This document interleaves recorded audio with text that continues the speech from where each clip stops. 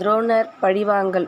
துரோணர் துருபதனால் எவ்வாறு அவமதிக்கப்பட்டார் என்பதை ஏற்கனவே கூறியிருந்தேன்.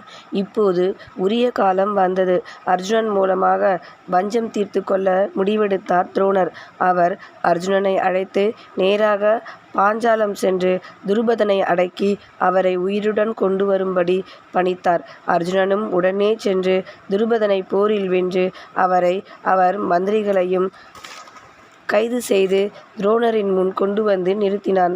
கைதியாக நின்று துருபதனை கண்ட துரோணர் அலட்சியமாக சிரிப்புடன், துருபதா, ஓர் அரசன் மட்டும் மற்றோர் அரசனுக்கு நண்பனாக முடியுமென கூறினாய்.